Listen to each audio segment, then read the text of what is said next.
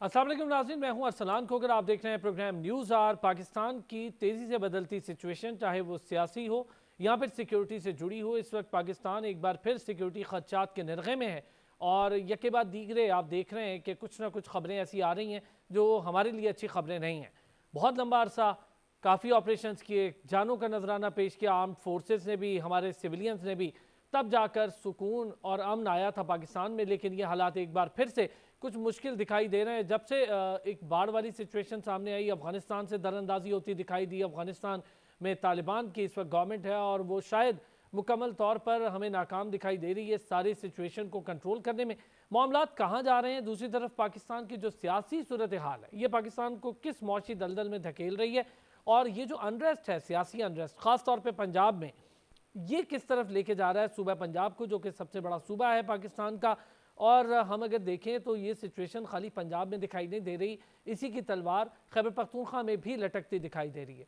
कौन क्या कह रहा है, किस तरह से पाकिस्तान की मईशत के लिए मुश्किल ख़तरात से निकालने के लिए प्लान दिखाई दे रहा है, इन सारी चीज़ों पर आज बात करेंगे। इसके साथ साथ जो बॉर्डर सिचुएशन है उस पर बात करेंगे। पाकिस्तान की जो इस वक्त सूरत हाल है, जिसमें हम बम धमाके भी सुन रहे हैं, जिसमें मुख्तलिफ मामलात सामने आ रहे हैं, क्राइम रेशो एकदम से बढ़ता दिखाई दे रहा है, इसकी क्या वजूहत हैं? इसको कंट्रोल करने के लिए क्या कुछ एक बार फिर से करना होगा, कितनी सख्तियाँ करनी होगी और किस तरह से इस पर नज़र रखनी होगी, इन सारी चीज़ों पर बात करेंगे। दूसरी तरफ जो मईशत की सूरत हाल है वो भी कोई अच्छी दिखाई नहीं दे रही।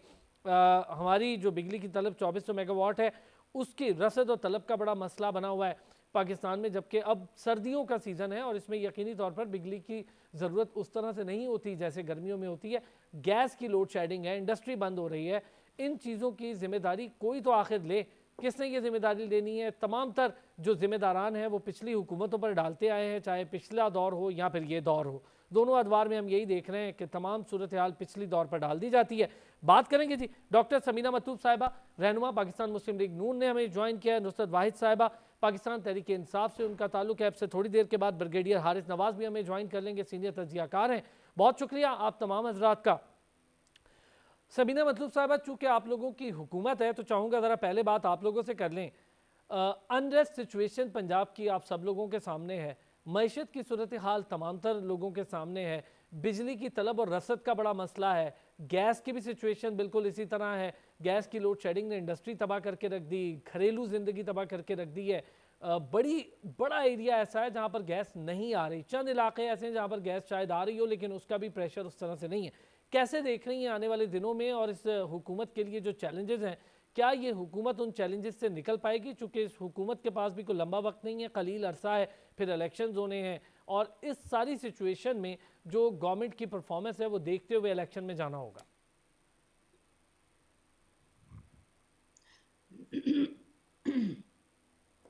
बिस्मिल्लाहिर्रहमानिर्रहीम। ये जो आपने सूरत हाल बताई, इसमें कोई शक नहीं, इससे इनकार नहीं मैं कर पा रही, क्योंकि हकीकत भी यही है। लेकिन आपने पहले ही बात को वो घुमा दिया कि हुकूमतें एक दूसरे पे डालती रहती हैं। अब आप मुझे ये बताएं कि 13 से 18 तक का जो टन्योर था, उसमें ऐसा तो कोई बहरान नहीं था जो हम छोड़ के गए थे। उसके बाद एक चीज़ का ऑर्डर टाइम पे डिलीवर ना करना और लेट हो जाना, रिक्वायरमेंट के हिसाब से, पाकिस्तान की रिक्वायरमेंट के हिसाब से, अगर हम गैस के जो ऑर्डर्स जो हैं वो हमें कतर से ज़्यादा गैस हम मंगवाते हैं। इधर इधर जब तक हम टाइम पे ऑर्डर नहीं देंगे, इधर प्लेसमेंट नहीं होगी, लेट ऑर्डर्स का फ़ायदा नहीं होता। जो टाइम पे ऑर्डर्स नहीं दिए गए और अब लेट से लेट हो रहा है, और वो चीज़ें अब हाथ में आना बेकाबू हो चुकी हैं। लेकिन फिर भी ट्राई जारी है, कतर के साथ हमारी नेगोशिएशन जारी है, बातचीत जारी है कि हमें किसी तरीके से ये गैस का जो मसला है वो हल किया जाए। रशिया के साथ भी ये मामला चल रहे हैं, लेकिन क्योंकि पहले से इन लोगों के जो जिन ममालिक के साथ कमिटमेंट्स चल रही हैं, वो दरमियान में तोड़ के तो वो हमें नहीं दे सकते।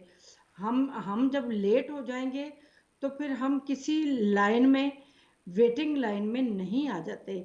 हमें उस वक्त का इंतज़ार करना पड़ता है कि जब लाइन में हमारी एक गुंजाइश बने, थोड़ी जगह बने और हम घुसें और अपने हिस्से की चीज़ खरीद कर लें। अब ये सूरत हाल है कि हमारे पास खरीदने के लिए भी कोई पोजीशन ऐसी नहीं बच पा रही कि हम उधर जाके तो ये चीज़ें लें। इसके लिए हमें कुछ टाइम के लिए ये बहरान को बर्दाश्त करना पड़ेगा, क्योंकि जैसे जैसे नए मुआहदात होंगे उसमें सबसे पहले हमारी चीज़ें बुक हो चुकी होंगी और ये सारा कुछ एडवांस में करना चाहिए। ये हुकूमतों को एडवांस में जब ना किया तो अगली हुकूमत के लिए ये मसाइल पैदा होने लगे। ज़ाहिर है गैस के बगैर इंडस्ट्रीज में भी बहरान आएगा। और फिर आप ये देखें, आया हुआ है मुआशी बहरान। बहरान, सियासी बहरान है, उसके साथ मुआशी बहरान का बड़ा ताल्लुक है। सियासी बहरान क्रिएट किया जा रहा है और ये कोशिश यही की जा रही है कि जानबूझ के इसको प्रोलॉन्ग भी किया जाए और जितना भी इंटेंसिव किया जा सकता है मुल्क में बहरान को, वो किया जाए ताकि मुआशी जो हालात हैं वो कभी भी बेहतरी की तरफ ना जाने पाए। ये तो कोशिश कर रहे हैं कि गवर्नमेंट को नाकाम करने की, लेकिन इन रिवर्स हमारी नाकामी, आवाम को नाकामी, हमारे मुल्क को नाकामी का सबब ये चीज़ें बन रही चले, हैं मैं इस जो पे कि थोड़ा सा आगे बढ़ता हूँ। नुसरत वाहिद साहिबा भी हमारे साथ हैं। नुसरत साहिबा, बताइएगा, यही सिचुएशन, यही सवाल आपसे भी है। जो सूरत हाल पाकिस्तान की है वो किसी से ढकी छुपी नहीं। इस वक्त मौशी बहरान अपनी जगह, एनर्जी क्राइसिस अपनी जगह, दूसरी तरफ दहशत गर्दी एक बार फिर से सर उठा रही है। बिस्मिल्लाहिर्रहमानिर्रहीम। बहुत शुक्रिया अपने प्रोग्राम में मुझे लेने का। देखें, जो बहुत ज़्यादा इम्पोर्टेंट चीज़ है ना, वो हमें जिस तरह कहते हैं ना, राइटिंग ऑन द वॉल नज़र आ रहा है कि ये सब कुछ जानबूझ के किया जा रहा है कि वो इकॉनमी जो आपकी 6% पे पहुंच गई और जिसकी निशानदेही इन लोगों की हुकूमत ने की। फिर उसके बाद आप देखें हमारी इंडस्ट्रीज, हमारा किसानों का, हमारी बाकी तमाम चीज़ें बेइंतहा तेज़ी से ऊपर की तरफ जा रही थी। एक्सपोर्ट देख लें, कुछ भी देख लें, वो सब कुछ ऊपर जा रहा था। ऐसा क्या हो गया 8 महीनों में कि हम ज़ीरो से नीचे मल्टीप्लाई करते हुए चले जा रहे हैं? तो ये जानबूझ के हो रहा है, ये सिर्फ जानबूझ के हो रहा है। अमेरिका को यकीन दिलाया गया है कि हम एटॉमिक प्लांट जो है और एटॉमिक बॉम्ब आपको दे देंगे। जब वो उनको दे देंगे और वो कुछ पैसे देके शायद हमें उस आफत से बचा ले कि जिसमें हम ना बिल्कुल ही नुसरत जमीन पे साहिबा, ये चले जाएं, थोड़ा हार्श हो तो जाएगा, उसके ये थोड़ा हार्श हो जाएगा, नहीं, ये ये हार्श बगैर नहीं है, किसी ये प्रूफ हार्श के नहीं है, ये चीजें बिल्कुल बहुत हार्श हो कुछ जाएंगी। दिनों में आपको नजर आ जाएगा। ये हार्श नहीं है, नहीं नहीं, ये बगैर सब कुछ प्रूफ के। जानबूझ के किया जा रहा है। देखें, बिलावल भुट्टो के इख्तियार में आने से पहले उसके और चीफ मिनिस्टर सिंध के दौरे वहां पे, और आपको पता है कि उनके ताल्लुकात किससे हैं? हुसैन हक्कानी से, जो वैसे ही इंडिया में जाके वो कह चुका है कि पाकिस्तान बना ही गलत था। अच्छा, तो मुझे ये वो बताएं, उनके उनके एक चीज थ्रू आपसे, वो एक सारा चीज, कुछ करा है। माशी नहीं नहीं, बदहाली एक जो है, चीज जिसको आपसे मैं ये कह जानना रही है चाहूंगा नुसरत साहिबा, ये बताएं कि इस तरह तो जो साबिक वजीर आजम है इमरान खान, वो बारहा काफ़ी सारी चीज़ों को निगेट कर चुके हैं। हाँ, मैंने ये कहा अब नहीं, उन्होंने कहा अमेरिका से ताल्लुकात अच्छे होने चाहिए। फवाद चौधरी साहब की भी मुलाकातें ब्लूम से हो रही हैं। तो अब ये चीज़ें, ये भी तो हो रहा है एक तरफ, तो इससे क्या अखज़ किया जाए? जो भी हो रहा है, देखें, ताल्लुकात हर मुल्क से अच्छे होने चाहिए, लेकिन बात यह है कि जब आप अपने मुल्क में ड्रोन हमले करवाएंगे, अपने लोगों को मरवाएंगे, दहशतगर्दी जितनी तेजी से बढ़ चुकी है, कितने लोग मर रहे हैं, इवन इस्लामाबाद में हो गया। अब मुझे बताएं, फौजी 5 जवान मर गए, इतना यंग कैप्टन, उसके साथ उसके जो सिपाही थे वो सारे। वो क्या हो रहा है? ये क्यों हो रहा है? हमारे जमाने में क्यों नहीं हुआ? चले इसलिए मैं, कि हमने स्ट्रिक्टली कहा था कि हमने ये सब कुछ नहीं करना। पाकिस्तान को डुबोने की हर मुमकिन कोशिश हो रही है। आप इसको हार्श कहें या जो मर्जी कहें, ये पाकिस्तान को जानबूझ के उस नच पे लाया जा रहा है कि वहां पे आके हम कह दें कि नहीं जी, पाकिस्तान तो चल ही नहीं सकता, अमेरिका आप ले जाए हमारा एटॉमिक बॉम्ब, हमें पैसे दे दें। अच्छा मुझे ये तो वो पैसे बताएं भी नुसरत साहिबा, इस सिचुएशन में जिस वक्त आप खुद भी ये फरमा रही हैं कि पाकिस्तान मौशी तौर पर भी मुश्किलात का शिकार है, ये जो दहशतगर्दी वाले मामले पे तो मैं आगे ज़रा बात करूंगा, लेकिन अभी जो पहला मसला है वो ये है कि अगर आपके मुल्क में पॉलिटिकल अनरेस्ट हो, आपके मुल्क में इकनॉमिकल अनरेस्ट हो, तो यकीनी तौर पर इससे बड़ा अनरेस्ट और कोई नहीं होता। इसी से मुख्तलिफ जो बीमारियाँ कह लें, माशरती बीमारियाँ, वो जन्म लेती हैं। इस वक्त सियासी सूरत हाल पंजाब की आपके सामने है, कभी असम्बली जा रही है, कभी असम्बली नहीं जा रही है। अब 11 तारीख का टाइम है, पहले एतमाद का वोट लेना है, फिर असम्बली के बारे में सोचना है। अब होगा क्या, ये बताएं ज़रा आप, तो चूँकि खुद पाकिस्तान तहरीक इंसाफ का हिस्सा है, तो मैं चाहूँगा ज़रा आप बताएंगे तो ज़्यादा बेहतर हमें भी पता चल जाएगा। देखिए, मुझे बताइए पॉलिटिकल अनरेस्ट कौन लेके आया? मैंने बिल्कुल शुरू में मेरा पहला ही दूसरा जुमला था कि एक हुकूमत जो बिल्कुल स्मूथली चल रही है, जो ऊपर की तरफ जा रही है, उसको क्यों हटाया गया? अमेरिका की वजह से, क्योंकि वो कह रहा था हमें ड्रोन हमले करने के लिए अपनी ज़मीन दो। तो वो वहाँ पे जवाब जिस तरह का गया, वो they are not expecting that, और इस तरह का जवाब कभी यहाँ से पाकिस्तान से गया नहीं है। तो वो सारी नाराज़गी, वो कहा गया, वो जो साइफर था उसमें ये चीज़ कहा गई कि अगर आप हरा देंगे, आप आ जाएँगे तो आपको इनाम दिया उस जाएगा, साइफर आप पे तो हार और बहुत जाएँगे कुछ तो होगा। आपको पनिशमेंट। ठीक है, वो साइफर खत्म हो गया, लेकिन बात तो अपनी जगह पे सही है ना। उसके बाद इनको इनामात दिए गए, इनको एक बिल्कुल बच्चे को जिसका कोई एक्सपीरियंस नहीं, गवर्नमेंट का वज़ीर ख़ारिजा बना दिया। 1 अरब 75 करोड़ रुपए वो अब तक खर्च कर चुका है। उससे बताएँ क्या हुआ? आज वो फरमा रहे हैं एफएटीएफ मेरी वजह से काम हुआ। माशाअल्लाह, अल्हम्दुलिल्लाह, क्या बात है जी। कि जो चले, खैर मैं ज़रा बहरहाल, ये ये आपका ये सारा कुछ इन्हीं का क्रिएट किया हुआ है। जितनी सियासी बदनिज़ामी हो रही है इस वक़्त पूरे मुल्क में, वो सिर्फ़ इन्हीं 13 जमातों का किया हुआ है, क्योंकि वो उनसे एक आदमी बर्दाश्त नहीं हो रहा। मारने की भी कोशिश कर ली, लेकिन मारने से बचाने वाला बड़ा है। ल अब इनको उस पे नज़र नहीं आ रहा कि वो कहीं पे भी गिर रहा हो, वो कहीं पे भी उसके अज़ाइम जो हैं वो नीचे की तरफ जा रहे हों।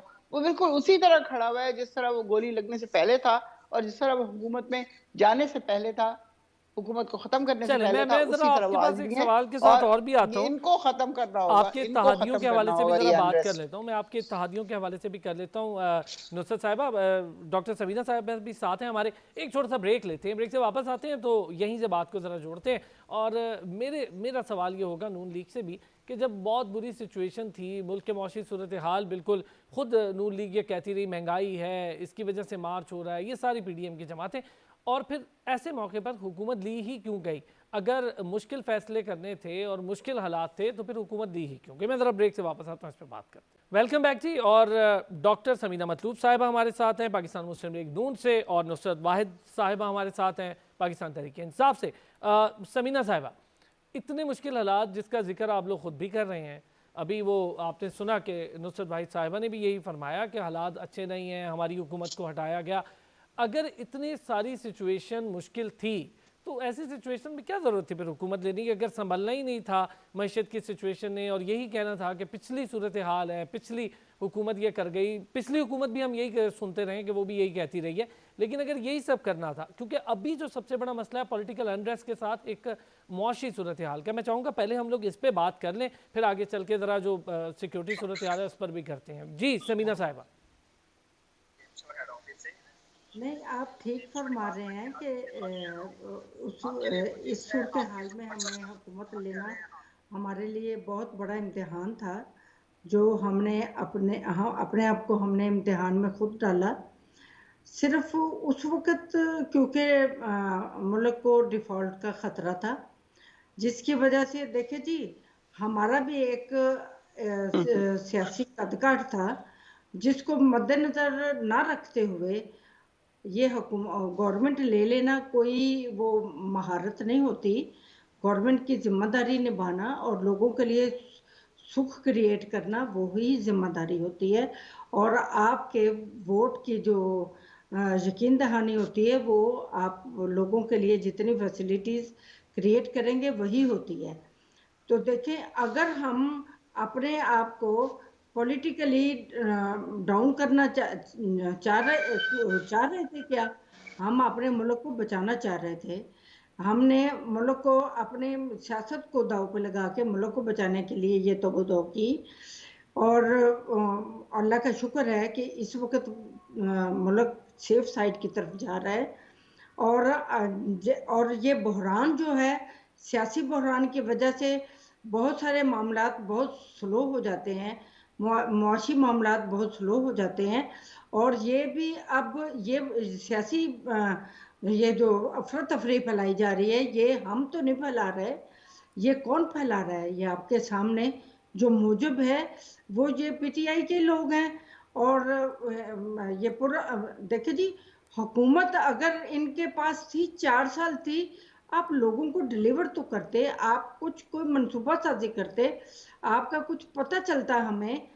और लेकिन वो कहीं कुछ भी नजर नहीं आया। ये तो अब हुकूमत लेने के बाद अंदाजा हुआ कि मुल्क में तमाम डिपार्टमेंट्स का इतना बुरा हाल हो चुका है, जिसको के फौरी फौरी कंट्रोल करना लेकिन टफ तरीन समीना काम साहिबा, है। क्या आप नहीं समझती कि एक तजुर्बाकार हुकूमत थी, इससे पहले आप लोगों के नहीं, पास वसी तजुर्बा है, मेरी तो बात आप लोगों को कंप्लीट कैसे अचानक होगी। पता चला कि आने के बाद, और फिर इसहाक डार साहब को वापस बुलाया गया, मिफ्ता इस्माइल साहब को रिमूव किया गया, तो क्या ये बात पहले नहीं पता थी कि कहाँ कहाँ मसाइल हैं? सर्कुलर डेट है, नहीं, आपके बिजली के लाइन पहले लॉसेज हैं, अंदाजा फिर नहीं था। कर्जे दुगने हो चुके हैं, आईएमएफ के साथ मामलात बड़ी सख्त शराइत पे चल रहे हैं, पेट्रोल की कीमत है, डॉलर है, इंडस्ट्री है, इस वक्त मुल्क में आम आदमी की सूरत हाल है, बेरोजगारी है, तो ये सारी चीजें तो पता होनी चाहिए थी। नहीं पता होनी चाहिए थी, लेकिन इसकी इंटेंसिटी का अंदाजा नहीं था। पता था कि बहुत बुरे हालात हैं, लेकिन इतनी इसकी सिविरिटी का नहीं अंदाजा था। उसमें ये है कि देखिए, फिर उसके बाद ये भी ट्राई भी नहीं हो रही कि क्राइसिस मुल्क में, पॉलिटिकल क्राइसिस इतने क्रिएट किए जा रहे हैं कि हमारे मुआशी हालात में कोई स्टेबिलिटी आनी शुरू हो जाए, वो भी नहीं आने दे रहे। ये भी इंटेंशनली ही तो हो रहा है। अब ये पॉलिटिकल क्राइसिस हम तो पैदा नहीं कर रहे, हम तो पूरी स्ट्रगल कर रहे हैं कि हम अपने मुल्क की मुआशियात को बेहतरीन साइड की पे लेके जाएं। लेकिन ये अपना मुझे ये बताएं कि ये जो अपनी हुकूमत ख़त्म करने का या गिराने का ये काम कर रहे हैं पंजाब में और केपीके में, ये कोई आसान काम है? क्या इसमें क्राइसिस बढ़ेंगे या कम होंगे? क्राइसिस तो बढ़ेंगे। ऐसे भी कभी कोई चलिए, करता मैं है जरा कि ये वो खुद अपनी। नुसरत भाई साहिबा से पूछ लेते हैं। नुसरत अब साहिबा, हमें तो ये नहीं, मेरी एक बात सुन, जी जी जी, ऐड करने प्लीज दे। प्लीज कर। हमें तो ये कह रहे हैं कि आपने हमारी हुकूमत खत्म की, तो अल्लाह के बंदो, ये जो आप अपने सूबों में जो खुद हुकूमत खत्म कर रहे हैं, वो इल्जाम अपने आप को भी तो फिर दे लिया करे ना। अच्छा, चलें नुसरत साहिबा, ये बताइए क्या होगा 11 तारीख को एतमाद के वोट वाला मामला, अगर वो अदालत से जो भी मामला आता है उसके बाद एतमाद का वोट लेने का कह रहे हैं। इमरान खान साहब ने भी कह दिया कि हम तो लेंगे एतमाद का वोट, कोई डर नहीं है, हमारी नंबर गेम पूरी है। एतमाद का वोट लेने के बाद क्या होगा? अब तो खैर दोनों चीज़ें नत्थी लग रही हैं। एक तो केपीके की हुकूमत भी लग रहा है कि जब तक पंजाब वाला मामला एक ऊँट किसी करवट नहीं बैठेगा, तो केपीके का ऊँट भी किसी करवट नहीं बैठेगा। क्या सिचुएशन है, ज़रा आप ही बता दें हमें कि होने क्या जा रहा है।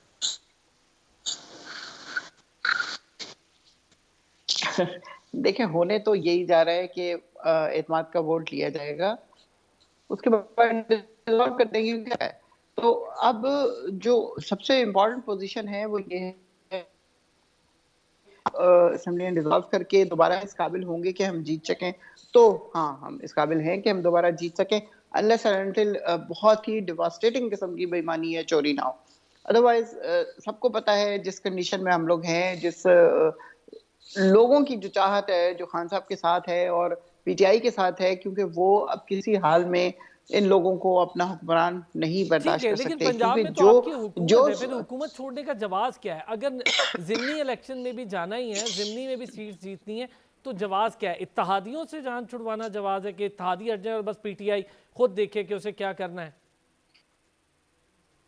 नहीं, ये बात नहीं है। इत्तेहादी देखें, इत्तेहादी हमारे साथ हैं और काम कर रहे हैं। अभी तक उनके तरफ से कोई इस तरह की चीज नहीं है आई। एक्चुअली बहुत ज्यादा अफवाहें उड़ी हैं और सब कुछ हुआ है, लेकिन उसके बावजूद मुन्नत सलाही और परवेज चौधरी जो हैं वो बिल्कुल अपनी जगह पे खड़े हुए हैं और कह रहे हैं कि हम टोटल साथ देंगे आपका। तो इससे बड़ी और कोई चीज नहीं है, क्योंकि पहले तो आपको पता है हर वक्त ब्लैकमेल ब्लैकमेल ब्लैकमेल होता था। अब इस तरह की कोई चीज नहीं है। नहीं, लेकिन यकीन दहानी और तो है ना नुसरत साहिबा, वो जो अदालत में यकीन दहानी करवाई है असेंबलियां ना तोड़ने की। फवाद चौधरी साहब ने कहा हम नहीं मानते इस बात को, ये बात हमारे लिए कोई काबिल कबूल शायद नहीं है। दोबारा रिपीट कीजिए आपका सवाल। जो यकीन दहानी परवेज इलाही साहब की जानिब से अदालत में करवाई गई कि हम असेंबलियां नहीं तोड़ेंगे, और दूसरी तरफ फवाद चौधरी साहब ने कहा कि वो कोई ऐसी चीज़ है कि जिसको हम शायद नहीं मानते, हमारे लिए वो कोई काबिल कबूल नहीं है। नहीं, लेकिन वो तो बार-बार ये बात कह रहे हैं कि जैसे ही हुक्म आएगा खान साहब का, मैं फ़ौरन डिसॉल्व कर दूँगा। तो अदालत का मुझे नहीं पता कि उन्होंने अदालत में कुछ इस तरह की बात की, क्योंकि यकीन अगर दहानी तो करवाई है बैरिस्टर इमरान अली जफर खान साहब उन्होंने पढ़ के सुनाया है वो पूरा यकीन दहानी जो जिस दिन अदालत में एक तरफ चल रहा था मामला, दूसरी तरफ परवेज इलाही साहब उस इजलास में मौजूद थे जो पंजाब असेंबली में हो रहा था, बड़ा हंगामा खेज इजलास था, उसी दिन ये सारा कुछ हुआ है और उन्होंने करवाई है यकीन दहानी कि मैं असेंबलियां नहीं तोड़ूंगा। अच्छा चले, मैं ज़रा जब तक उनसे रब्ता होता है तो मैं समीना साहिबा से इस पर बात कर रहा हूँ। तो समीना साहिबा, ये जो यकीन दहानियाँ हैं एक तरफ, तो मुझे ये बताएं, आपको भी लगता है कि असेंबली नहीं टूटेगी? मैंने तो पहले भी कहा था असेंबली नहीं टूटेगी। मुझे ये बताएं, अब परवेज इलाही साहब तो कोर्ट में लिख के दे के आए हैं, एफिडेविट लिख के दे के आए हैं कि असेंबली नहीं तोड़ेंगे। तो वो असेंबली कैसे तोड़ेंगे? ये कोई मामूली बात नहीं है कि आप अदलिया में जाके एक स्टे भी ले आए हैं और एक टाइम पीरियड उन्होंने दिया है आपको 11 तारीख तक वोट ऑफ कॉन्फिडेंस लेने का। तो उसके बाद आप लिख के भी दे के आ रहे हैं कि मैं असेंबलियां नहीं तोड़ूंगा, मैं पाबंद हूं कि मैं असेंबलियां नहीं तोड़ूंगा। तो फिर कैसे ये तोड़ सकते हैं? हम तो चाहते हैं कि असेंबलियां ना तोड़ें, लेकिन ये कहते हैं कि हम असेंबलियां अपनी बनाई हुई गवर्नमेंट को हम खुद तोड़ना चाहते हैं। हम तो कहते हैं ये बहरान खत्म हो ताकि हम आगे की तरफ अपने स्टेप्स लें और कोई फॉरवर्ड जाएं, कोई एडवांसमेंट की तरफ जाएं, हमारे कोई हालात जो हैं वो स्टेबल हों और स्टेबिलिटी की तरफ हम जाएं, रिलायबिलिटी की तरफ जाएं, लोगों का इत्मीनान हासिल करने की कोशिश करें। लेकिन ये अपनी ही हुकूमत को तोड़ने पे तुले हुए हैं। लेकिन हम तो इस वक्त तक हमारा जो मोटो है वो यही है कि असेंबलियां नहीं ना टूटें, ना केपी की टूटे, ना पंजाब की टूटे। अच्छा, वैसे बड़ी एक तो अजीब सिचुएशन है समीना साहिबा, मैं एक ब्रेक लूंगा, ब्रेक से वापस आऊंगा तो इस पर भी बात करूंगा। इसके साथ साथ जो अब हम सिक्योरिटी और बॉर्डर सिचुएशन की बात करें उस पर भी बात करेंगे। जिस तरह से पाकिस्तान में एक बार फिर दहशत के साए बढ़ रहे हैं, क्या इसको फौरी तौर पर कंट्रोल करना है, और करना है तो किस तरह से करना है, और क्या कोई परेशानी की बात है नहीं है, ये सारी चीज़ें जानेंगे। ब्रिगेडियर रिटायर्ड हारिस नवाज साहब हमें ज्वाइन कर लेंगे एक ब्रेक के बाद, सीनियर तजियाकार हैं, उनसे भी बात करेंगे और हमारे साथ दीगर मेहमान भी मौजूद हैं। एक छोटा सा ब्रेक लेते। वेलकम बैक जी। अब जरा बात करेंगे, एक तरफ तो पॉलिटिकल सिचुएशन पर बात हो ही रही है, जो इस वक्त मौजूदा सिक्योरिटी सूरत हाल है उस पर भी बात करेंगे। हुकूमत की जानिब से कहा जा रहा है कि TTP के दोबारा सर उठाने की वजह इमरान खान है और वज़ीर आज़म ने कहा है कि दहशतगर्द अनासर को इंसाफ के कटहरे में लाया जाएगा। बलूचिस्तान में फौजी जवानों की शहादत इंदोनाक है। पाकिस्तान, अच्छा, अफगान वज़ीर ख़ारजा का कहना है कि पाकिस्तान से कहेंगे सरहद पर जंग किसी के मफाद में नहीं, जबकि ये तमाम तर चीज़ें हमें अफगानिस्तान से होती ही दिखाई दे रही हैं। ब्रिगेडियर रिटायर्ड हारिस नवाज साहब ने भी हमें ज्वाइन कर लिया है। हारिस साहब, अस्सलाम वालेकुम सर। वालेकुम अस्सलाम। सर, इस वक्त जो सिचुएशन एक अचानक से तब्दील हो रही है, क्या वजह देख रहे हैं सर? सारा कुछ ठीक था, सारा कुछ बेहतर था, ऑपरेशन ज़रबे अज़ब हो, दीगर ऑपरेशन किए आर्मी ने, ये सारी चीज़ें एकदम से बेहतर हो गई, जानों का नजराना पेश किया, ये अचानक क्यों शुरू हो गया? और बलूचिस्तान किस तरह से टारगेट हो रहा है अचानक से? किस तरह देख रहे हैं सर सिचुएशन को, और क्या हो क्या रहा है, इस पर किस तरह मरबूत पॉलिसी बनाई जा रही है, मामला जा किस तरफ हैं?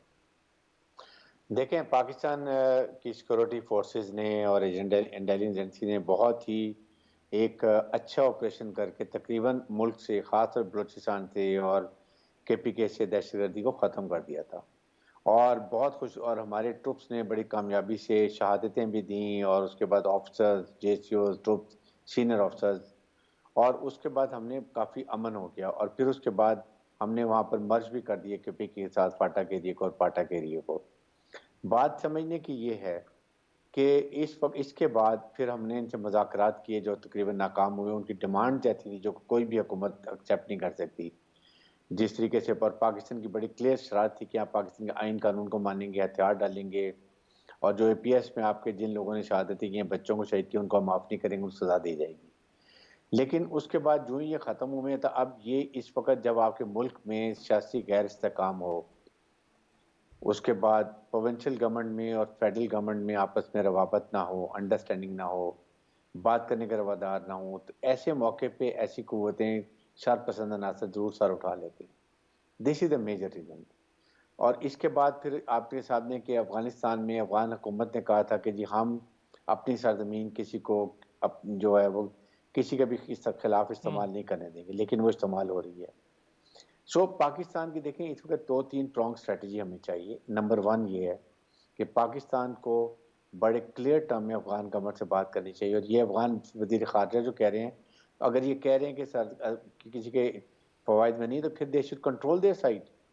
पाकिस्तान तो पूरी ना कोई सरंगेजी कर रहा है, ना ये बॉर्डर क्रॉसिंग हो रही है, फेंसिंग हमने लगा ली है ताकि क्रॉस बॉर्डर जो टेररिज्म वो ना हो, फिर हमारे लोग उधर ना जाएं, उधर के इधर ना आए। बन फिर आप इनकी हुकूमत की जिम्मेदारी, बॉर्डर फोर्स की रिस्पॉन्सिबिलिटी है कि वो ये यकीन करें कि अब वहाँ से नहीं होती ये चीज़ें, और अगर हो रही है तो इसका मतलब आपकी हुकूमत भी शामिल है या आपकी हुकूमत की रेट कायम नहीं है। और वो बेसिक वजह ये है कि देखें ना उन्होंने पॉलिटिकल इंक्लूसिव गवर्नमेंट बनाई है, ना एथनिक बैलेंस रिप्रेजेंटेशन है। तमाम शी जो उनके हैं वहाँ पर, ये आपके पठान हैं, फिर उसके बाद ताजिक्स हैं, फिर उसको उज़्बेक्स हैं, जितने लोग हैं उनकी आपस में वहाँ बैलेंस का हुकूमत में नुमाइंदगी नहीं है। अमेरिकन ने जाते हुए इतना वेपन एमुनिशन वहाँ छोड़ के चले गए जो इन लोगों के हाथ में लग गया है। फिर अमेरिकन उनका पैसा फ्रीज करके बैठे हैं, उनको नहीं, जब उनके पास मुआशी हालात ख़राब होंगे और उनकी हुकूमत भी मुस्तहकम नहीं होगी तो उनकी रिट कैसे कायम होगी? जी, बिल्कुल एक ठीक। ये भी वजह है। अच्छा, वहाँ पर फिर और भी उसके बाद मसाइल हैं ब्रिगेडियर साहब। एक तो चीज़ ज़रा ये भी आपसे जानूंगा कि सबसे इम्पॉर्टेंट चीज़ ये है कि अफ़गानिस्तान के साथ खाली हम नहीं जुड़े हुए ना, अब अफ़गानिस्तान के साथ इंडिया जुड़ा हुआ है, उधर से ईरान भी है, इधर से अमेरिका के इंटरेस्ट वहाँ से ख़त्म नहीं हुए हैं, रशिया है, ये एक काफ़ी मेरा ख्याल है घिरा हुआ इलाका है। तो पाकिस्तान के लिए मुश्किल ये है कि पाकिस्तान के लिए एक तरफ तो इंडिया सबसे बड़ा दुश्मन आपका बैठा है, वो वहाँ से आपको तंग करने की कोशिश तो किसी भी वक्त नहीं छोड़ेगा, किसी भी वक्त कोशिश करेगा कि पाकिस्तान, कुलभूषण यादव उसका जीता जागता सबूत है हमारे पास। दूसरी तरफ अफगानिस्तान है, और फिर अब ये बलूचिस्तान वाला मामला एक चल निकला है। तो ये जो सारी तरफ से एकदम परेशानी है, इसके बारे में क्या देख रहे हैं? क्या इसको कंट्रोल करें, किस तरह करें? एक बाढ़ को तंग करने की कोशिश की जा रही है अफगानिस्तान से। देखें, यही तो मैं बात कर रहा हूँ कि जब अमेरिकन गए हैं, एक तो वो जान के वेपन एमुनिशन छोड़ गए, प्लस अपने वहाँ पर कॉन्टैक्ट छोड़ गए। इसी तरह जो रॉ के भी वहाँ कॉन्टैक्ट्स हैं, अभी भी वहाँ पर मौजूद हैं। यही टीटीपी में भी हैं, आईएसएस में भी हैं, और अलकायदा में भी हैं। सो बात यह है कि पाकिस्तान को बड़े क्लियर मुज़ाकरात करने चाहिए, अमेरिका के साथ करने चाहिए। जी आप ये कुछ करके गए हैं ना, आप वहाँ पर हालात ठीक करें। अमेरिका नहीं चाहता अफगानिस्तान में अमन हो। अगर अफगानिस्तान में अमन होगा तो उसमें ये होगा कि हमारे वहाँ पर जो है हम सी पे हमारे सेंट्रल से कनेक्टिविटी हो जाएगी। अमन होगा तो बलूचिस्तान में अमन होगा, क्योंकि वहाँ से ये टीटीपी के लोग नहीं आएंगे, बीएलए जो हैं बीएलएफ हैं उनके लोग वहाँ से नहीं आएंगे, तो उससे भी फ़र्क पड़ेगा। तो ये सारे हालात को देखते हुए पाकिस्तान को बड़ी क्लियर बात करनी चाहिए, अमेरिकन से भी और अफगान गवर्नमेंट से भी। साथ ऑपरेशन को बलूचिस्तान में भी करें, और उसके साथ हमें ऑपरेशन जो है वो यहाँ भी करने चाहिए, ये केपीके के अंदर, ताकि इनको कहीं भी सर उठाने का मौका ना दें। ये हमें करने की ज़रूरत है, और इसके लिए बड़ा स्ट्रॉन्ग मैसेज है, और ये इन अफगान लोगों को जाए कि जी अगर आप ऐसे करेंगे तो हम अपने एविएशन हेलीकॉप्टर से आपके एरिया में सर्जिकल स्ट्राइक करेंगे, जहाँ जहाँ हमें खबर मिलेगी। तो ये सारी चीज़ हम करेंगे तो इंशाल्लाह उम्मीद है कि हालात बेहतर हो जाएंगे। अच्छा नुसरत साहिबा, एक चीज़ जिस पर तमाम तर लोग बात भी कर रहे हैं वो है पॉलिटिकल अनरेस्ट। अभी आपने हारिस नवाज साहब को सुना, उन्होंने भी यही फरमाया कि पॉलिटिकल अनरेस्ट जो है, गवर्नमेंट्स के दरमियान आपसी बातचीत ना हो, कोऑर्डिनेशन ना हो, तो ये हालात कुछ अच्छे नहीं होते। अब एक तरफ हम ये देख रहे हैं कि दहशतगर्दी सर उठा रही है, टीटीपी का कला कमा करना है, दूसरी तरफ हम ये देखते हैं कि आए रोज़ हम पंजाब असम्बली के मामलात, उसका हशर नशर देख रहे हैं। अब ये बताएं, 11 तारीख है, एतमाद का वोट है, मेरा सवाल फिर वही है कि गवर्नमेंट चाहती है कि आपकी हुकूमत बचे, आप लोग नहीं चाहते कि हमारी हुकूमत बचे। लेकिन परवेज़ इलाही साहब ने ये यकीन दहानी करवा दी अदालत में कि मैं असम्बलियाँ नहीं तोड़ूंगा। कैसे देख रही है इस सारी सिचुएशन को? क्या है ये इतनी कन्फ्यूजन, क्या है? देखिए, कंफ्यूजन सिर्फ ये है कि हम अपनी हुकूमत वापस चाहते हैं, और उसके लिए एक पॉइंट एजेंडा है अर्ली इलेक्शन। सिर्फ अर्ली इलेक्शन की ये डेट दे दें, आज दे दें, अगले 6 महीने बाद कर रहे हैं या 3 महीने बाद कर रहे हैं या जिस तरह भी कर रहे हैं, ये डेट दे दें, सारी चीजें वैसे ही नॉर्मल हो जाएंगी। लेकिन इनसे पहले दिन से पिछले 8 माह से एक ही डिमांड कर रहे हैं खान साहब कि अर्ली इलेक्शन। वो नहीं मान रहे तो फिर हम भी नहीं मानेंगे, जाहिर है।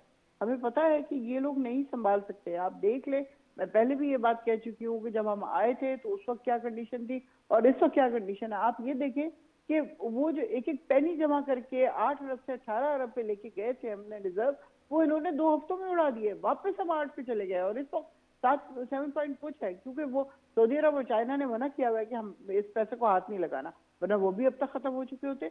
इनको क्यों समझ नहीं आ रही कि अगर पाकिस्तान को बचाना है तो उसकी इकोनॉमी को बेहतर करना होगा। इकोनॉमी को बेहतर लेकिन करने एक के चीज़ लिए अगर मैं आपको नुसरत साहिबा आपसे ही पूछूं, जो इंटरेस्ट रेट है वो भी आप ही की गवर्नमेंट में तकरीबन 13% तक चला गया, 13.5% तक। अच्छा, फिर डॉलर जो है वो 200 के आसपास जाके खड़ा हो गया और क्रॉस भी कर रहा था।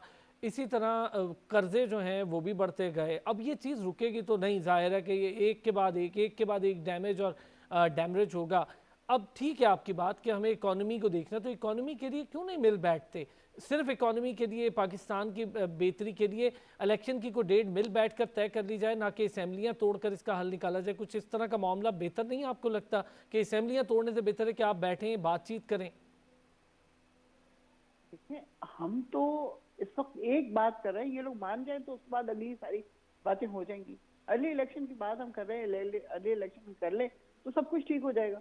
हम बिल्कुल इनसे बातचीत भी कर लेंगे, सब और भी चीजें तय हो जाएंगी। लेकिन ये करें तो ये उस पे तो आए, क्योंकि इनको पता है कि अर्ली इलेक्शन का मतलब ये है कि इनकी टोटल 100% हार है। इस वक्त 90% पाकिस्तानी जो है वो इमरान खान के साथ है और पीटीआई के साथ है। इनको पता है इस बात का, इस वजह से ये डेट नहीं दे रहे ना। ये अर्ली इलेक्शन करवा ही नहीं सकते, क्योंकि ये समझते ही नहीं है कि ये जीत पाएंगे। जितनी मर्जी बेईमानी कर ले, हमने देख लिया अभी पूरे पाकिस्तान में इलेक्शन हुए, सिवाय 2 सीटों के, और उसमें वो भी जो कराची वाली सीट थी उसमें बेइंतहा बेईमानी हुई। हमारे प्रेसिडेंट कराची को मारा गया, उनके सर पे बट मारा गया गन का, और पता नहीं क्या क्या कुछ हुआ यहाँ पे, बेइंतहा बेईमानियां करके वो एक सीट जीत गए।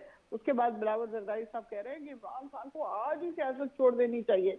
माशाल्लाह खैर, ये तो इन लोगों का कुछ किया नहीं जा सकता। ये जिस काम के लिए आए थे वो इन्होंने कर लिया। इन्होंने नैब के सारे कानून खत्म कर लिए, अपने आप को माफ करवा लिया, ये बिल्कुल क्लियर हो गए। अब आपने देख लिया सारे रिकॉर्ड जलना शुरू हो गए, और जो पिछले 3-3.5 साल में एक रिकॉर्ड नहीं जला था, कोई इस तरह की चीज नहीं हुई थी, वो सब कुछ होना शुरू हो गया। पुराना पाकिस्तान मुबारक हो सबको। वो अब अल्लाह करे कि पाकिस्तान रह जाए, बस सिर्फ इतनी सी बात है, अल्लाह करे कि पाकिस्तान रह जाए, उसके बस लिए कोशिश इसके करना अलावा और कुछ होगी, नहीं हो इंशाल्लाह सकता। अल्लाह बेहतर करेगा। पाकिस्तान महफूज हाथों में है, हमारी आर्म फोर्सेस पर हम सबको बहुत एतमाद है, भरपूर एतमाद है। पाकिस्तान बस उनसे ही रह मजबूत गया हाथों है में है। तो इतना। अच्छा, समीना साहिबा, आपसे मेरा सवाल ये है कि जो कुछ सिचुएशन है इस वक्त आप सुन भी रही हैं, बातचीत आप लोग की तरफ से भी खैर कोई इतनी आगे नहीं बढ़ रही। मेरा सवाल ये है कि अगर असेंबलियाँ टूट जाती हैं, एतमाद का वोट भी ले लेते हैं, फिर भी असेंबली टूट जाती है, क्या करेंगे आप लोग? क्या कोई स्ट्रेटजी है पीडीएम की जमातों के पास?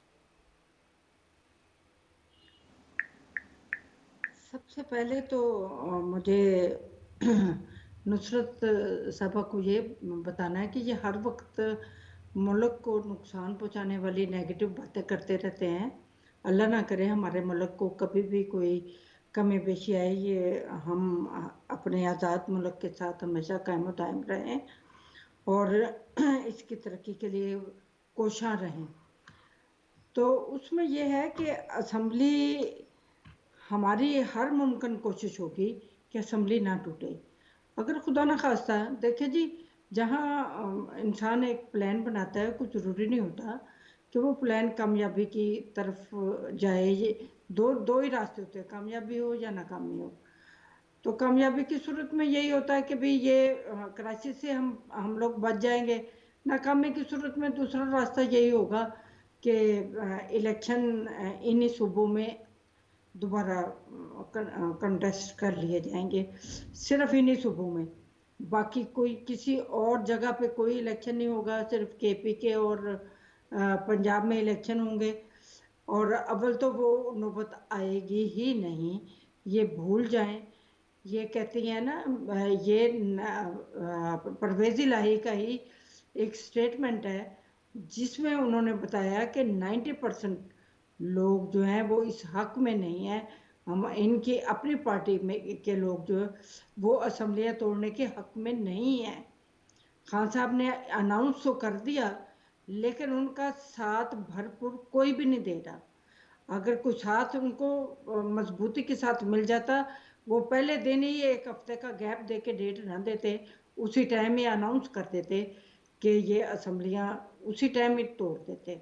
ऐसी ठीक है, बात चले नहीं मुझे है। एक ब्रेक लेना है। ये बात ठीक है, आपका वैलिड पॉइंट है कि अगर तोड़ देते तो उसी वक्त तोड़ देते। ये 1 हफ्ते का गैप लिया, उसके बाद एक और आईनी बहरान पैदा हुआ। वापस आते हैं जी ब्रेक से, ज़रा नेक्टा के रोल पर बात करेंगे। एक बड़े मिलिट्री ऑपरेशंस की तरफ अगर हम देख रहे हैं तो किस तरह से उसको एग्जीक्यूट करना है, क्या करना है, एक्सपर्ट्स हमारे साथ मौजूद हैं। वापस आते हैं ब्रेक से, इस पर बात करें। वेलकम बैक जी। ब्रिगेडियर रिटायर्ड हारिस नवाज साहब भी हमारे साथ मौजूद है। ब्रिगेडियर साहब, ये बताइएगा नेक्टा का रोल कैसे देख रहे हैं? हमने एंटी टेररिज्म लॉज बनाए, बड़ा शानदार इम्प्लीमेंट किया, बेहतरीन तरीके से मामलात को आगे बढ़ाया। अब ये जो अब चीज़ें हम देख रहे हैं कुछ पॉकेट्स में हो रही हैं, आप समझते हैं इसको कंट्रोल करना आसान भी है? ज़रा ज़्यादा मरबूत और तेज़ अगर हम कोई ऑपरेट इनके अगेंस्ट, ये जितने टेररिज्म अनासर हैं इनके अगेंस्ट कर सकें। और नेक्टा के रोल पे भी थोड़ी सी बात कीजिएगा सर। देखें, सबसे बड़ी अफसोसनाक बात यह कि नेशनल एक्शन प्लान में भी एक 20 पॉइंट एजेंडा था जिसपे बड़ी इंक्लूसिव और डेलिब्रेशन के बाद ऑल पार्टीज कॉन्फ्रेंस ने डिसाइड हुआ था जी इस पे एक्शन होना चाहिए। क्यों नेशनल एक्शन प्लान पे अमल नहीं हुआ? द रीजंस आर ये तो अननोन। गवर्नमेंट का और काम था जो हारिस नवाज साहब, मेरा ख्याल है सारी हुकूमत गवर्नमेंट्स का, की जिम्मेदारी है। जी बिल्कुल, पहले भी हुकूमत का काम था, अभी भी हुकूमत का होगा। फिर उसमें नेक्टा का जो एक रोल है, जो एक मेन हेडक्वार्टर है काउंटर टेररिज्म के लिए, जिनका काम है कि तमाम इंटेलिजेंस एजेंसी से इंफॉर्मेशन लेना, उसको कोलेट करना, इकट्ठा करना, फिर वो डिश आउट करना सबको, ताकि टाइम पे पता हो और उसके खिलाफ फिर एक मौसर कार्रवाई की जाए। नेक्टा इज हार्डली इनफेक्टिव, बिल्कुल काम उनका कोई भी नहीं है, कुछ नहीं कर रहे हैं, और वो एक ऑर्गेनाइजेशन चल रही है, नाम की चल रही है। तो ये चीज़ों को फॉल करने की ज़रूरत है। देखें, इस वक्त जो मुल्क के हालात हैं, इसमें हमारे अननेसेसरी हमारे ऑफिसर शहीद हो रहे हैं, ट्रुप शहीद हो रहे हैं, सिविलियन शहीद हो रहे हैं, और उसका कोई हमें हल नज़र नहीं आ रहा। हल हर चीज़ का है। बात यह कि आपने ये देखना है कि कैसे तरह हुकूमत सूबाई हुकूमतों के साथ मिलकर काम करें। कोई वजह है कि आपकी सूबाई हुकूमत का और फेडरल गवर्नमेंट का आपस में मिलाप ना हो? नहीं, नो रीजन। इस अच्छा, वक्त तो सबसे एक ज़्यादा चीज़ इसमें चाहिए। ऐड कीजिएगा हारिस साहब, बड़ी आपने इंपॉर्टेंट बात की है। ये जो केपीके गवर्नमेंट है जहाँ से मामलात भी उठ रहे हैं, आप समझते हैं कि ये इसको इल्ज़ाम देना नहीं चाहिए, या फिर वो भी इस सारी सिचुएशन जो है उसमें बराबर के हिस्सेदार हैं कि जी मुश्किल हालात हैं, ख़राबी हो रही है तो सब अपनी जिम्मेदारी लें, जिम्मेदारी सब पर आयद है? क्या कहते हैं सर? प्रोविंशियल हुकूमत की बिल्कुल जिम्मेदारी है, लेकिन उसको रिसोर्सेज किसने देने हैं, विफाक उसके ने। साथ कोऑर्डिनेशन कितने करने हैं, उसको इंफॉर्मेशन किसने देनी है, ये सारी चीज़ें फेडरल गवर्नमेंट की हैं। और जब फेडरल गवर्नमेंट और सूबाई हुकूमत आपस में बातचीत ना कर रहे हो और फिर सियासी गैर इस्तेकाम मुल्क के अंदर हो, तो ये लोग सर उठाएंगे। इसलिए मैं ये कहता हूँ कि इनको चाहिए कि अभी नेशनल सिक्योरिटी कॉन्फ्रेंस जो मीटिंग हो रही है उसमें सारी चीज़ें सॉर्ट आउट करें and then find the best possible solution. ठीक है, नुसरत साहिबा जिक्र कर रहे हैं हारिस साहब जिस चीज़ का, ज़रा आप ये हमें बता दें, अगर कॉलअप करते हैं केपीके से तो रिप्रेजेंटेशन होगी केपीके की इस अहम इजलास में जो कि सिक्योरिटी के हवाले से होगा? होनी तो चाहिए, बिल्कुल होनी चाहिए, क्योंकि ये तो मुल्क की सिक्योरिटी की बात हो रही है ना, तो इसमें सबको आना चाहिए। अब मेरे ख्याल में आ रहे होंगे, ये इस पे बायकॉट नहीं हो रहा होगा। बिल्कुल। अच्छा, ये बताएं, आप समझती हैं जिम्मेदारी, जैसे खुद भी मैं अभी बात कर रहा था तो उन्होंने फरमाया भी कि जिम्मेदारी तमाम गवर्नमेंट्स की है, विफाक की भी है, तो उतनी ही जिम्मेदारी प्रोविंशियल गवर्नमेंट्स की भी है। अगर हालात अच्छे नहीं हैं तो क्यों नहीं कोऑर्डिनेशन खुद शुरू कर दी जाती, ताकि कोऑर्डिनेट शुरू करें, बेशक विफाक के साथ ही करें, करके तो देखें, मामलात के लिए बेहतरी के लिए कोऑर्डिनेशन तो शुरू करें, ताकि मरबूत एक इंटेलिजेंस सिस्टम दोबारा से तेज़ हो, हमारा काम करे, और फिर जो जो पॉकेट्स हैं जहाँ जहाँ से ये सब कुछ हो रहा है उसकी रोकथाम हो सके। दहशत गर्दी को इस वक्त रोकना सबसे ज़्यादा ज़रूरी है, बड़ी मुश्किल से हमने इसका खात्मा किया है। बिल्कुल सही कह रहे हैं, कोऑर्डिनेशन में इंतहा जरूरी है, लेकिन क्या ये लोग कुछ इस तरह की इंटेंशन रखते हैं कि इनकी तरफ से कोई इस तरह की चीज है कि इनकरेजमेंट मिले, क्या आप आए, हम आपके साथ नेगोशिएट करना चाहते हैं? क्योंकि देखिए, खान साहब का जो पॉइंट ऑफ व्यू है वो उनका आज से नहीं है। वो जब से उन्होंने पार्टी बनाई है वो सिर्फ एक बात कर रहे हैं, शायद पार्टी बनाने से भी बहुत पहले से वो एक बात कर रहे हैं कि उन्होंने करप्शन का खात्मा करना है। अगर ये वाली चीज नजर नहीं आ रही तो फिर उनके साथ किस तरह निगोशिएशन हो सकती है, मुझे बताइए। अगर बात नहीं होगी तो फिर हालात बेहतर कैसे होंगे? मैं सिर्फ इस टेररिज्म वाले मामलात पे बात कर रहा हूँ, इतने से पे, पॉलिटिकल पे नहीं। हाँ, तो इस पे तो मैं खुद कह रही हूँ कि आना चाहिए, करना चाहिए, क्योंकि ये इनका नहीं है, ये मुल्क की सिक्योरिटी का है। तो जो आप भी केपीके इस पे तो गवर्नमेंट को आप लोग मैं क्यों नहीं फिर कहते कि करें बात? वो भी, मैं भी इनसे भी कहता हूँ, समीना साहिबा से भी, कि विफाक भी आगे बढ़े, क्यों नहीं करते बात? भाई होना चाहिए, लेकिन देखें सिक्योरिटी की जब बात आती है तो उसके साथ बहुत ज्यादा रिलेशन होता है आर्मी का, हमारी अफवाज का। वो लोग जाहिर है मुल्क की सिक्योरिटी के ऑलमोस्ट जिम्मेदार यही लोग होते हैं।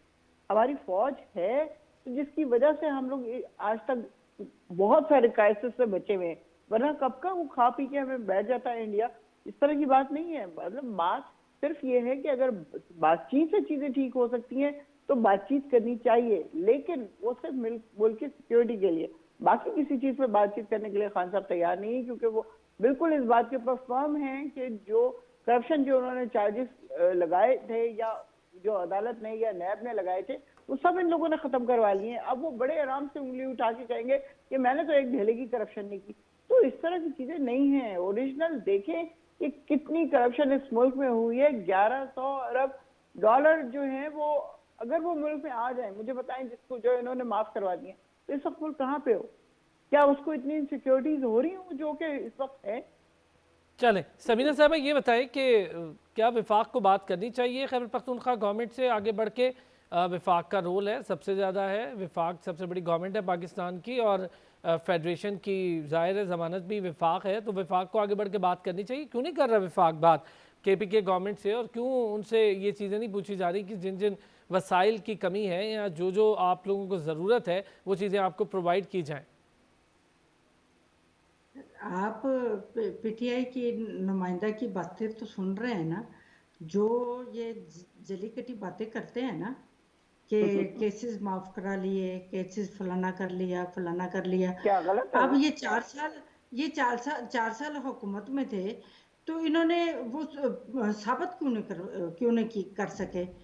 अब अदालतें या अदारे जो हैं, जो फैसला करने वाले हैं, वो अगर फैसले कर रहे हैं, ये अगर ब्लैकमेल करके चेयरमैन को उससे काम ले सकते हैं, तो इन केसेस को भी लटका सकते हैं। तो इनको तो इन चीज़ों से फुर्सत ही नहीं मिलती। ये इन अलाल बलाल से निकले तो ये दूसरी तरफ सोचें। ये खान साहब ने ना कभी पहले ख्वाहिश की कि हम बैठते हैं, ना अब उन्हें को ख्वाहिश है। अब मुझे ये बताएं, इन्होंने कितनी कोशिश की सवाए अफरा तफरी के और कोहराम मचाने के, और क्या चीज़ ये कर रहे हैं, मुल्क की बेहतरी के लिए क्या कर रहे हैं, मुल्क की सालमियत के लिए क्या ये हमें अपनी स्ट्रेटजीज बता रहे हैं, कोई प्लानिंग बता रहे हैं? कभी ऑफर भी नहीं किया। अच्छा, लेकिन क्या एक ऑफर चीज़ मैं आप करते हैं तमाम हजरात को बताऊं, आप? जितने क्या अरसे से ऑफर तमाम करते पॉलिटिकल हैं? प्रोग्राम्स हो रहे हैं, करंट अफेयर्स के प्रोग्राम्स हो रहे हैं, जर्नलिस्ट हैं और जो सोशल अवेयरनेस के लिए काम करते हैं, सब लोगों की ख्वाहिश है कि पॉलिटिकल अनरेस्ट अब ख़त्म हो जाए, बहुत हो गया। लेकिन तमाम पार्टीज़, चाहे वो पीडीएम की सारी जमातें हों, चाहे वो पाकिस्तान तहरीक इंसाफ हो, तमाम जानिब से एक ख़ास किस्म की ज़िद और अना का मसला है। अगर इस वक्त की सिचुएशन मुल्क की देखें तो सबको थोड़ा सा छोड़कर आगे बढ़ना होगा, चाहे विफाक हो, चाहे सूबे हो। एक तरफ का मसला नहीं है समीना साहिबा, ये तमाम जगह का मसला है। आड़े आई हुई है, आड़े आई हुई है, एक ही बंदे की जिद आड़े आई हुई है। बाकी पार्टियां तो एक साइड पे मुतमईन है, ये अपनी जिद राना खत्म सनाउल्लाह की करें बातें सुनती और हैं ये? साथ बैठे। चलें जी, बहुत शुक्रिया। एक डॉक्टर एक समीना मतलूब साहिबा पाकिस्तान मुस्लिम लीग नून से हमारे साथ मौजूद थीं, और नुसरत वाहिद साहिबा पाकिस्तान तहरीक इंसाफ से हमारे साथ मौजूद थीं। सीनियर तजियाकार ब्रिगेडियर रिटायर्ड हारिस नवाज साहब हमारे साथ मौजूद थे। फिर होगी आपसे मुलाकात, अपना ख्याल रखिएगा।